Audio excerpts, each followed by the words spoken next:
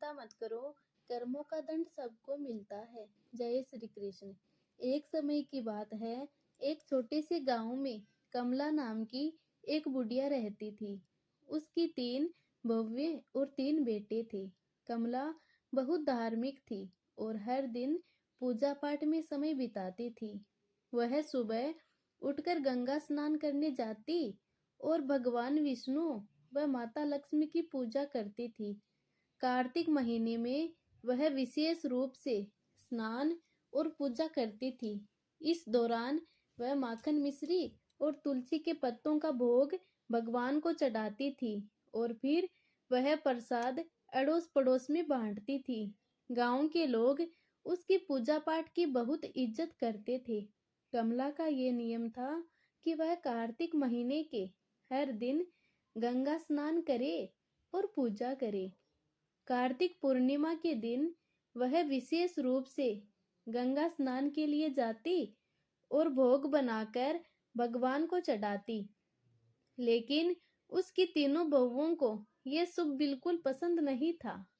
वे अक्सर उसकी आस्था का मजाक उड़ाती और प्रसाद खाने से मना कर देती। वे कहती, इसमें तुलसी के पत्ते हैं, हम ये नहीं खा सकते, ये सब दिखावा है। ये सुनकर कमला माँ बहुत दुखी होती, लेकिन वह चुपचाप अपनी पूजा करती रहती। प्यारे मित्रों, कमला का पति कुछ समय पहले ही गुजर चुका था, इसीलिए वह अब अकेली थी। उसके बेटे भी अपनी पत्नियों के कहने में आकर उससे दूर हो गए थे। अब वह केवल अपने पूजा पाठ में ही मन लगाती और पड़ोसियों में प्रसाद बांटती थी। लेकिन उसकी तीनों बहुओं को यह सब बहुत बुरा लगता था। वे सोचती, मेरी सास को जब देखो तब पूजा पाठ में लगी रहती है, इतना धन खर्च कर देती है, पंडितों को बुलाती है, दान पुण्य करती है। अगर ये मर जाए तो अच्छा हो, कम से कम ये खर्चा तो बचेगा। कमला ने अपने तीनों बेटों को बड़े प्यार से पाला था। उसने और उसके पति ने मिलकर उनकी परवरिश की थी। लेकिन अब जब उसे अपने बेटों की सबसे ज्यादा जरूरत थी, तब वे उससे मुंह मोड़ चुके थे। कमला दिन रात भगवान से प्रार्थना करती और अपने बच्चों के लिए आंसू बहाती। वह सोचती, हे भगवान, मैंने तो कभी किसी का बुरा नहीं चाहा, फिर मेरे साथ ऐसा क्यों हो रहा है। एक दिन कमला भगवान विष्णु और माता लक्ष्मी के सामने बेटी प्रार्थना कर रही थी। उसकी आंखों में आंसू थे और वह भगवान से कह रही थी, हे भगवान, मुझे इस दुख से मुक्ति दिलाओ, मेरे बच्चों का भला करो और उन्हें सही रास्ता दिखाओ। इस तरह कमला ने अपने पूजा पाठ और दान पुण्य के नियमों को नहीं छोड़ा। लेकिन उसकी तीनों बहुओं ने ठान लिया था कि वे अब इस घर में नहीं रहेगी और बंटवारा करके अलग हो जाएगी। वे सोचती, अगर हम अलग हो जाएंगे तो अपनी मर्जी से रह सकेंगे और सास की पूजा पाठ के खर्चे भी बच सकेंगे। एक दिन तीनों बहुओं ने आपस में बात की और बंटवारे की योजना बनाई। उन्होंने अपने पतियों से कहना शुरू किया। छोटी बहू ने अपने पति से कहा, देखिए, बड़े भैया के बच्चे बड़े हो रहे हैं और हमारे बच्चे छोटे हैं, हमें बहुत मेहनत करनी है, उन्हें पढ़ाना है। अगर हम अलग हो जाएंगे तो अपने बच्चों की अच्छी तरह देखभाल कर पाएंगे। सास का खर्चा बहुत ज्यादा है, हर समय पूजा पाठ में लगी रहती है और बहुत पैसा खर्च करती है। मंजली बहू ने भी अपने पति को समझाया, देखिए, अब बंटवारा हो जाना चाहिए, हम अपनी मर्जी से रहेंगे, क्या खर्च करना है क्या नहीं ये हम खुद तय करेंगे। सास के नखरे और खर्चे अब बर्दाश्त नहीं होते, हमें अलग रहकर अपने बच्चों का ध्यान रखना है। बड़ी बहू ने भी अपने पति से यही बात कही। बच्चे बड़े हो रहे हैं, कल उनकी शादी ब्याह करनी है, पैसे कमाते रहेंगे और सास का खर्चा करते रहेंगे तो कैसे चलेगा। हमारे बच्चे का भविष्य सुरक्षित करना है तो हमें अलग होना ही पड़ेगा। तीनों बहुओं ने अपने अपने पतियों को समझा बुझाकर उनके मन में बंटवारे की बात डाल दी। अब तीनों भाई बंटवारे के लिए तैयार हो गए। गांव के पंचों को बुलाया गया और घर का बंटवारा करने की बात हुई। तीनों बहुएं भी बंटवारे में हिस्सा लेने के लिए तैयार हो गई। गांव के पंचों ने घर का 4 हिस्सों में बंटवारा किया। 3 बेटों के लिए और 1 हिस्सा कमला माँ के लिए। घर का सारा सामान भी 4 हिस्सों में बांट दिया गया। कमला को कम हिस्सा दिया गया क्योंकि वह अकेली थी और उसे ज्यादा की जरूरत नहीं थी। पंचों ने कहा, जो भी बुढ़िया माँ को अपने हिस्से में रखेगा वह उसका भी ख्याल रखेगा। छोटी बहू ने साफ मना कर दिया, मैं बुढ़िया माँ को अपने हिस्से में नहीं रख सकती। उनका खर्चा बहुत ज्यादा है। पूजा पाठ में बहुत पैसा खर्च होता है। हमें अपने बच्चों का ध्यान रखना है। मंझली बहू ने भी मना कर दिया, मैं भी बुढ़िया माँ को अपने हिस्से में नहीं रख सकती। वह हमें कभी पसंद नहीं करती थी और अब हमें उनकी कोई जरूरत नहीं है। बड़ी बहू ने भी वही जवाब दिया, मैं भी बुढ़िया माँ को अपने हिस्से में नहीं रख सकती। हमारे बच्चों का भविष्य सुरक्षित करना है और उसके लिए हमें बंटवारा करना ही होगा। बुढ़िया माँ अब अकेली रह गई। पंचों ने अपना फैसला सुनाया और चले गए। तीनों बहुओं ने अपना अपना सामान अपने हिस्से में रख लिया। कमला माँ के हिस्से में जो झोपड़ी थी वह उसमें रहने लगी।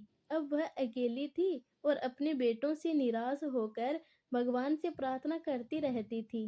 अब कमला अपने हिस्से की छोटी सी झोपड़ी में रहने लगी। वह रोज सुबह जल्दी उठकर गंगा स्नान करती और भगवान विष्णु व माता लक्ष्मी की पूजा करती। वह पहले की तरह ही भोग बनाकर भगवान को चढ़ाती और फिर पड़ोसियों में प्रसाद बांटती। लेकिन अब वह बहुत अकेली हो गई थी। उसके तीनों बेटों ने उससे मुंह मोड़ लिया था और उसकी बहुओं ने उसे घर से बाहर कर दिया था।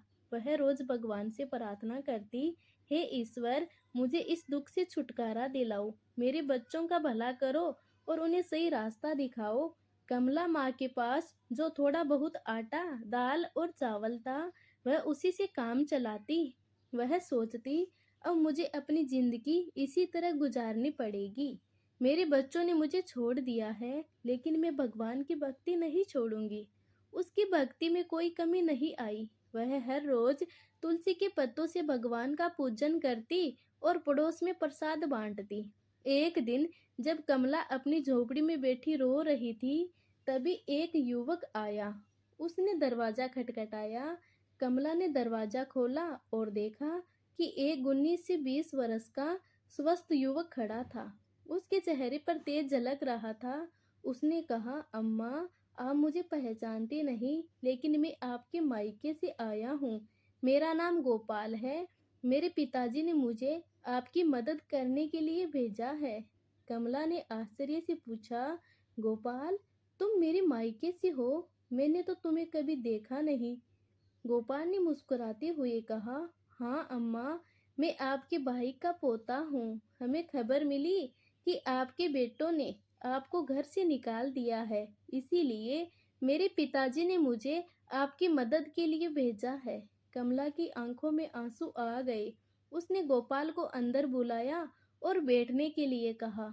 उसे पानी का गिलास और थोड़ा सा गुड़ दिया। गोपाल ने पानी पिया और गुड़ खाया। फिर उसने अपनी थैली से कुछ खाने का सामान, कपड़े और दवाइयाँ निकाली। उसने कहा, अम्मा, ये सब सामान मैंने आपके लिए लाया है। आप भूखी मत रहना। हम रोज आपको खाना भिजवाएंगे। कमला माँ ने गोपाल को आशीर्वाद दिया और कहा, बेटा, तुम्हारा बहुत बहुत धन्यवाद। तुमने मेरे लिए जो किया है उसके लिए मैं भगवान से तुम्हारे सुख समृद्धि की प्रार्थना करूंगी। गोपाल ने कमला माँ से विदा ली और वापस चला गया। कमला माँ ने अपने भगवान का धन्यवाद किया और सोचा, भगवान ने मेरी प्रार्थना सुन ली। अब मैं भूखी नहीं रहूंगी। अब कमला माँ को रोज खाना मिल जाता था। वह पहले की तरह ही भोग बनाकर भगवान को चढ़ाती और पड़ोसियों को प्रसाद बांटती। लेकिन उसकी तीनों बहुओं को ये सब देखकर बहुत जलन होती थी। वे सोचती, ये बुढ़िया आखिर खाना कहाँ से ला रही है? इसके पास कोई कमाने वाला भी नहीं है। फिर ये इतनी तंदुरुस्त कैसी होती जा रही है? तीनों बहुएं बुढ़िया माँ की सेहत देखकर बहुत जलती थी। वे सोचती, बुढ़िया को हमने इसीलिए अलग किया था कि वह भूखी प्यासी रहकर जल्द ही मर जाए, लेकिन ये तो और तंदुरुस्त होती जा रही है। एक दिन बहुओं ने फैसला किया कि वे बुढ़िया की झोंपड़ी में जाकर पता लगाएगी कि वहाँ क्या हो रहा है। अगले दिन जब बुढ़िया माँ गंगा स्नान के लिए गई हुई थी, तीनों बहुएं उसकी झोंपड़ी में घुस गई। वहाँ उन्होंने देखा कि टोकरी में दाल, चावल, आटा, मसाले, सूखे मेवे और कई तरह का अच्छा खाना रखा हुआ है। वे हैरान रह गई। वे आपस में बात करने लगी। बड़ी बहू बोली, ये बुढ़िया तो बहुत चालाक निकली। हमें लगता था कि ये भूखी प्यासी मर रही है, लेकिन यहाँ तो हर चीज का भंडार है। मंझली बहू बोली, इसने जरूर हमारे घर से चोरी करके ये सब जमा किया है। हम काम में लगे रहते हैं और ये चोरी छिपे अपना घर भरती रही। अब इसे सबक सिखाना होगा। छोटी बहू बोली, हाँ, हमें इसे मजा चखाना चाहिए। देखते हैं इसने क्या क्या जमा कर रखा है। तीनों बहुएं झोली भर भर कर सामान अपने घर ले जाने लगी। जैसे ही उन्होंने खाने का सामान उठाया, उन्होंने देखा कि उसमें तुलसी के पत्ते हैं। ये देखकर वे और भी क्रोधित हो गई। गुस्से में आकर उन्होंने तुलसी के पत्ते नाली में फेंक दिए और सामान उठाकर बाहर जाने लगी। तभी एक अजीब घटना घटी। तीनों बहुओं ने देखा कि उनके हाथ पांव धीरे धीरे नेवले के पंजों में बदलने लगे। वे डर गई और चिल्लाने लगी, लेकिन कोई उनकी मदद नहीं कर पाया। कुछ ही पलों में तीनों बहुएं नेवली बन गई। गांव में हड़कंप मच गया। बच्चों और पतियों ने जब ये देखा तो वे हैरान रह गए। बच्चे चिल्लाने लगी, मम्मी नेवली बन गई है, पापा देखो मम्मी को क्या हो गया। तीनों बहुओं के पति समझ नहीं पा रहे थे कि ये कैसे हुआ। उन्होंने कोशिश की कि उन नेवलों को घर से बाहर भगाए, लेकिन वे घर छोड़ने को तैयार नहीं थी। वे अपनी भाषा में कुछ समझाने की कोशिश कर रही थी, लेकिन कोई उनकी बात नहीं समझ पा रहा था। बच्चे रो रहे थे और पतियों को भी रोना आ रहा था। उन्होंने अपने बच्चों को संभालते हुए कहा, चलो अब कुछ नहीं किया जा सकता, हमें माँ का इंतजार करना होगा। शायद वही कुछ हल बता सके। गांव के लोग भी इकट्ठा हो गए और सोचने लगे कि ये अनहोनी कैसे हुई। सबने कमला माँ की वापसी का इंतजार करने का फैसला किया। कमला माँ को अब अपने रोज के जीवन में थोड़ी राहत मिल रही थी। गोपाल रोज खाना लाकर रख जाता था और कमला माँ भगवान का भोग लगाकर पहले की तरह प्रसाद बांटती थी। लेकिन उसे इस बात का कोई अंदाजा नहीं था कि उसके घर में क्या हो रहा था। उसने यही लगता था कि सब कुछ पहले जैसा ही चल रहा है। इधर तीनों बहुएं नेवली बनकर घर के आंगन में बैठी थी। उनके पतियों और बच्चों को घर का सारा काम करना पड़ रहा था। वे बहुत परेशान थे और अपनी माँ की वापसी का इंतजार कर रहे थे। गांव के लोग भी इस अजीब घटना से हैरान थे। हर कोई यही कहता था कि ये सब कमला माँ की भक्ति और उसकी तपस्या का फल है। एक दिन गांव के कुछ लोगों ने कमला माँ को गंगा स्नान के लिए जाते देखा। उन्होंने सोचा कि अब उसे सारी बात बतानी चाहिए। वे उसके पास गए और बोले, माई, तुम्हारे घर में कुछ अजीब हो रहा है। तुम्हारी तीनों बहुएं नेवली बन गई है। कमला माँ को ये सुनकर बहुत आश्चर्य हुआ। उसने सोचा, ये कैसे संभव हो सकता है। उसने तुरंत गंगा स्नान किया और घर की ओर लौट पड़ी। उसके दिल में बहुत सारी आशंकाएं थी। उसने भगवान से प्रार्थना की, हे भगवान, मेरे घर की रक्षा करना और मेरे बच्चों को सही रास्ता दिखाना। जब कमला माँ घर पहुंची तो उसने देखा कि गांव के लोग उसके घर के सामने इकट्ठा थे। उसने पूछा, क्या हुआ? यहाँ इतनी भीड़ क्यों लगी है? गांव वालों ने उसे सारी घटना बताई।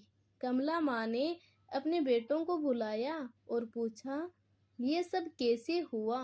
तुम लोगों ने क्या किया? बेटों ने रोते हुए अपनी माँ को सारी कहानी सुनाई। उन्होंने कहा, माँ, हमसे बहुत बड़ी गलती हो गई।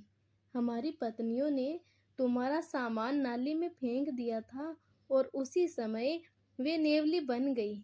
अब हमें नहीं पता कि उन्हें कैसे ठीक करें। कमला माँ ने अपने बेटों को दिलासा दिया और कहा, भगवान सब ठीक करेंगे, तुम लोग घबराओ मत। कमला माँ ने अपने भगवान से प्रार्थना की और उनसे समाधान मांगा। उसने सोचा, शायद किसी साधु बाबा के पास इसका समाधान हो सकता है। उसी समय एक साधु बाबा गांव में आए। कमला माँ ने उन्हें अपने घर बुलाया और सारा हाल बताया। साधु बाबा ने ध्यान से सारी बातें सुनी और कहा, ये सब इनके कर्मों का फल है, लेकिन चिंता मत करो, इसका उपाय भी है। बुढ़िया माँ ने पूछा, बाबा, कृपया मुझे उपाय बताइए। मैं अपने बच्चों को इस हालत में नहीं देख सकती। साधु बाबा ने कहा, तुम्हें कार्तिक महीने में विशेष पूजा करनी होगी। तुम्हारे स्नान के पानी से तुम्हारी बहुओं को नहलाना होगा और ब्राह्मणों को भोजन कराकर उनके जूठे भोज को बहुओं को खिलाना होगा। इससे वे अपने असली रूप में वापस आ जाएगी। कमला माँ ने साधु बाबा को धन्यवाद दिया और अपने बेटों को ये उपाय बताया। बेटों ने कहा, माँ, हम तुम्हारी हर बात मानेंगे। हम इस उपाय को जरूर पूरा करेंगे। कमला माँ ने कार्तिक महीने की विशेष पूजा की तैयारी शुरू कर दी। उसके तीनों बेटे और गांव के लोग भी इस पूजा में मदद करने लगे।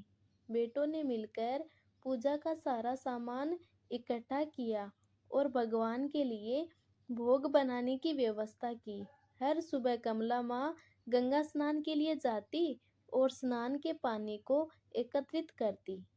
उसके बाद वह भगवान विष्णु और माता लक्ष्मी की पूजा करती और फिर अपने पड़ोसियों को प्रसाद बांटती।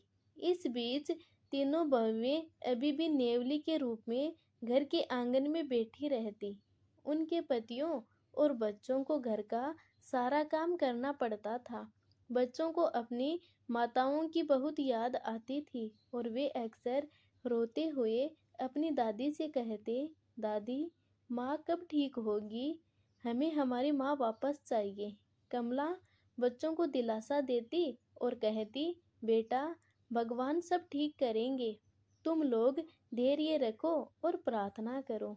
बच्चों को शांत करने के लिए वह उन्हें कहानियाँ सुनाती और उनके साथ समय बिताती।